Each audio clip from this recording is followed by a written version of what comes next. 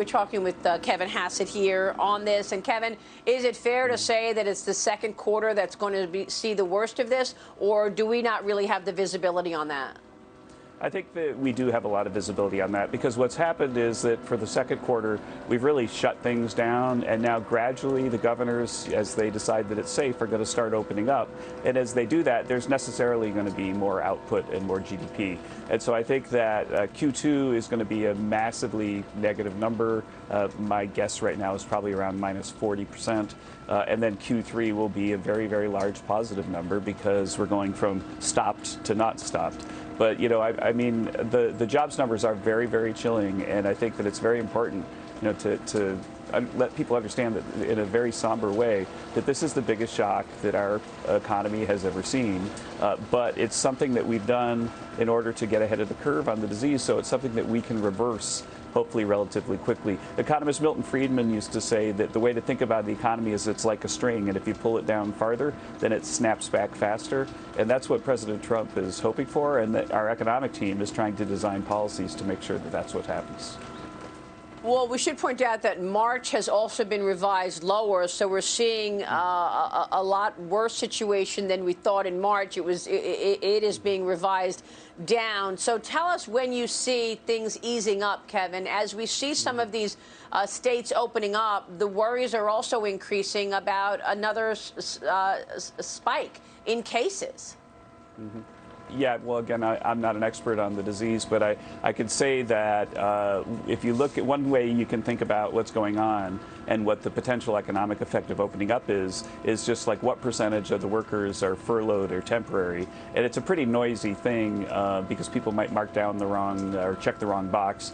But it looks like, you know, a very large percentage of the people who are filing for claims or being scored as unemployed are basically furloughed and on temporary layoffs. And so if the businesses can start up again soon, then hopefully those folks can reconnect. And then finally, the PPP business loans were basically going to businesses to encourage them to hold on to their workers. And so I think that these numbers, as bad as they are, would have been a heck of a lot worse probably if the businesses didn't see the PPP loans coming.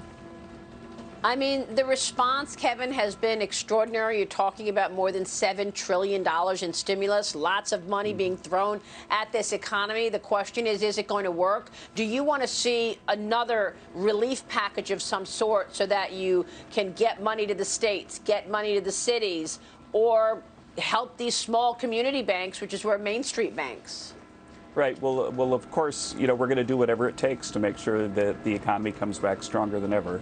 But right now, I think that just for a little bit of time, we're in a wait-and-see mode because we want to see how effectively people can turn their economies back on, how much output we get when they do, and so on, and how that maybe slows the burn rate on the small business loans. Because until you have sort of clarity about, like, really, you could say the first stage of this crisis is we're building a bridge to the other shore, and then once we get to the other shore, we're going to have other things we'll need to do to make people optimistic about long-run growth again, like the president has emphasized infrastructure investments. And so you don't want to start, you know, acting like you're on the other shore until you know you're there. And so right now what we're doing is we're just watching. You know, we're ready to have a phase 4 deal if necessary that looks similar to what we've done in the past. But if we think that really the opening up is beginning and that we made it to the other shore, then I think that we've got a lot of plans that we think are going to be necessary to make people super optimistic about the long-run future of our economy.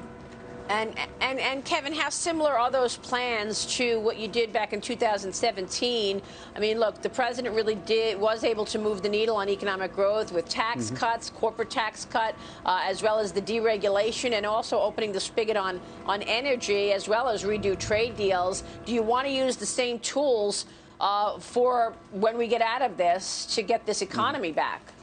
Well, I mean, there are a lot of great ideas on the table. I think that the economic team and the president are sifting through them, and the president, I'm sure, will have plenty to announce someday soon.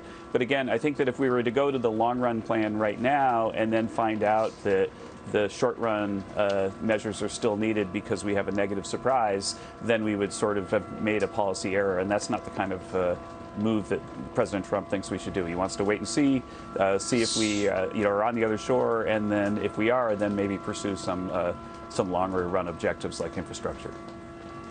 So the president wants to wind down the task force and sort of reposition them. I want to ask you to address this report about the model that you came up with, this cubic model, which shows coronavirus deaths plunging to zero in less than 10 days from now. There's a lot of conversation about this, and some people are saying, well, how is that possible? Can you walk us through this model that you've come up with? No, it's not a model at all, Maria. What it is that what we do is we have a chart that we use to sort of follow the progression of the disease to help us think about the future of the economy, where we show the evolution of the forecasts by the terrific team at the University of Washington, and then we overlay on top of that today's data. So you can sort of say, well, how are their forecasts doing vis-a-vis today's data? And then, but the data are really wiggly, and so if you go around and look at different websites, then people have different ways to smooth the data. Some take moving averages. What we do is we just fit a smooth curve through it, but it's not a forecasting tool. It's a tool to help us see if whether their models are working. And by the way, their models have been working really well, and so it's not an alternative to their model, it's confirmation of it. Well, but bottom line is we hope that it's right, that's for sure. Real quick, ADP is saying that this data does not reflect the full impact of the pandemic on the overall employment situation. We just got the news that the private sector saw a loss of 20.2 million jobs in the month of April. We also got the March payroll revised to down 149,000. That's down from 27,000. These numbers obviously are not good. We're predicting this. But ADP is saying it doesn't even reflect the full pandemic. So are you expecting these numbers to get worse, Kevin, later on in the year? Yeah, I think that it would be pretty unusual if the unemployment jumped down and then jumped right back up. I think that for sure we're going to have to gradually get back up to steam, and if we start at a low level of output, then we're going to be sort of below capacity, and it's possible that layoffs would spread into the summer before the economy really gets rip-roaring again in the second half of the year. That's sort of the outlook that the CBO has and a lot of Wall Street forecasters as well. All right, we will leave it there. Kevin, it's great to get your insights this morning. Thank you, sir. Thanks. We will see you soon. Kevin Hassett this morning at the White House.